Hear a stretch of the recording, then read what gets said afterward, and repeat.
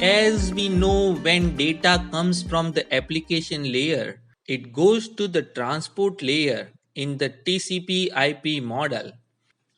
And we have seen in earlier videos how transport layer provides services like end-to-end connection, reliability, flow control, congestion control, addressing, and multiplexing.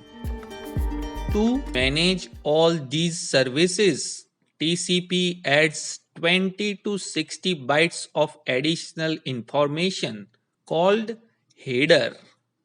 So in this video we will see inside the TCP header. So watch the video till the end.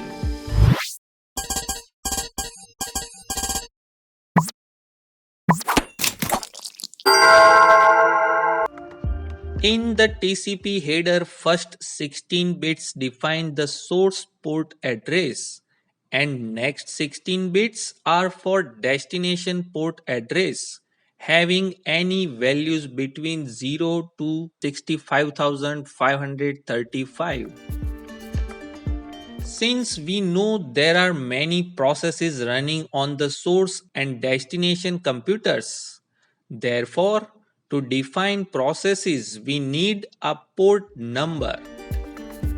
Normally, client programs use the ephemeral port number, which is greater than 1023. Ephemeral means for short time. Therefore, in most of the cases, the client uses any port number greater than 1023, while server processes use port numbers ranging from 0 to 1023.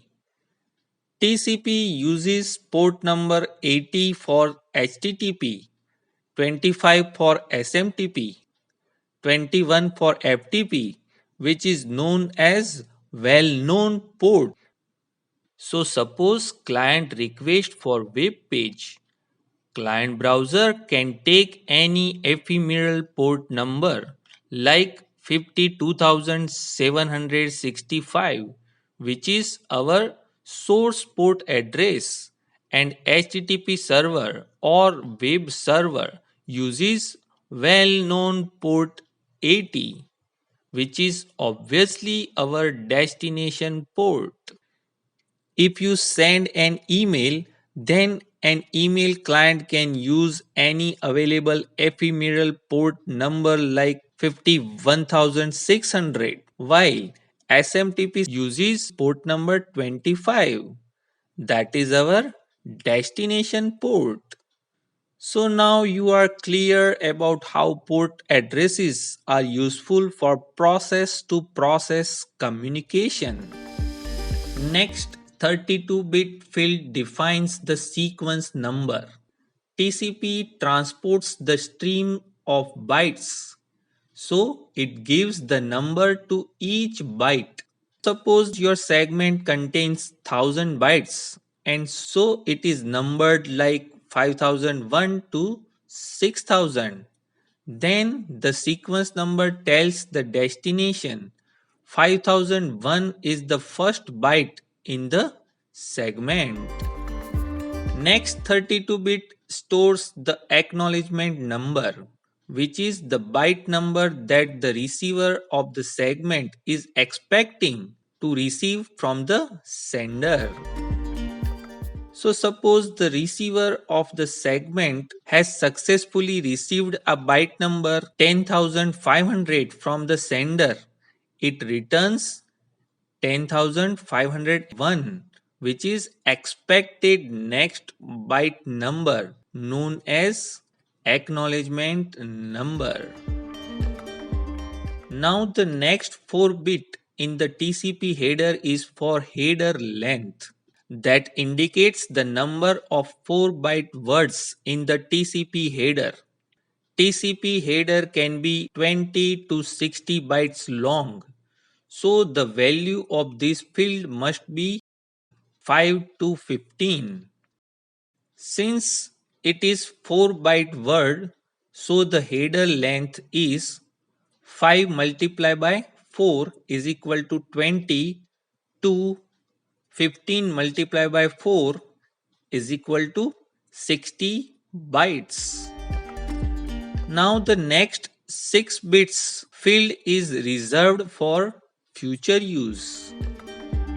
Then you have 6 different control bits or flags are available in the TCP header. First flag is for URG. When URG bit is set to 1, it indicates to the receiver that a certain amount of data within the current segment is urgent. Next one is ACK bit. When ACK bit is set to 1, it indicates the acknowledgement number contained in the TCP header is valid. For all TCP segment except request segment, ACK bit is set to 1. Request segment is sent for connection establishment during three-way handshake. Next, one bit is for PSH bit. When PSH bit is set to 1, all the segments in the buffer are immediately pushed to the receiving application without waiting to fill the entire buffer. Next is RST bit. RST bit is used to reset the TCP connection. Therefore, when RST bit set 1, then it indicates the termination of the connection immediately and release the resources abnormally. Next, SYN bit is for synchronizing the sequence number that is available in the header as initial sequence number. Request segment sent for connection establishment during three-way handshake contain SYN bit set to 1. Last is FIN bit. When FIN bit is set to 1, it indicates the receiver that the sender wants to terminate the connection. Next 16-bit fields in TCP header is window size. The maximum value of window size is 65,535. It contains the size of receiving window for advertising how much bytes a host can receive. Therefore, window size is used for flow control. Next 16 bits are for checksum. Sender adds CRC checksum to the checksum field before sending the data. Receiver rejects the data that fails the CRC check. Therefore, checksum is used to detect errors. Next 16 bits are for urgent pointer.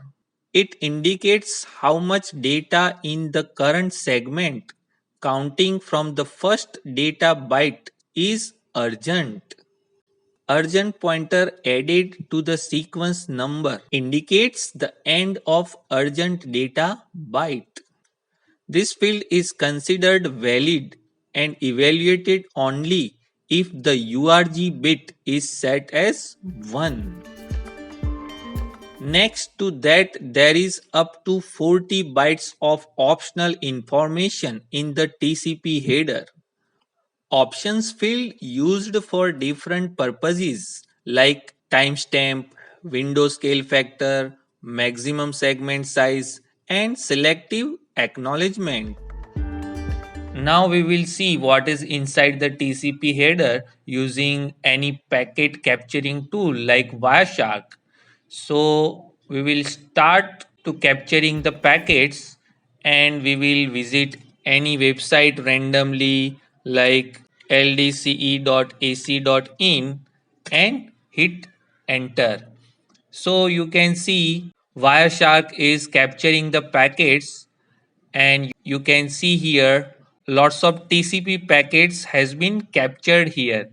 So now we'll stop it here and filter all TCP packets. Let's see inside the any TCP packet. So just I am clicking on the TCP and here you can see transmission control protocol. Let's open this and you can see your TCP header here. So you can see your source port, that is 54754, that is any ephemeral port number taken by the client, and you have a destination port number, that is 80, because it is web server. So HTTP web server is taking port number 80. Then you can see the sequence number, that is 1137, and after that you can see the acknowledgement number, that is 11521, and then you can see the header length is 5, so that is 5 multiplied by 4, that is 20 bytes. So it shows that there is no options available in this packet, and then you have a various flags here. So you can see urgent bit is 0, acknowledgement bit is set to 1. So you can understand this packet is also sending the acknowledgement. Here you can see push bit and RST bit and SYN bit and FIN bits all set to the 0. Then you can see the window size, that is 517. Next to that you have a checksum and urgent pointers, that is set to 0. So this is all header informations about the TCP that is captured by the tools like Wireshark. So this is all about TCP header. We will use such header information in our next discussions about transmission control protocol. Till then, bye bye. If you like this video, press like and subscribe the channel and share the video, and don't forget to press the bell icon for my new video notifications. Thanks for watching.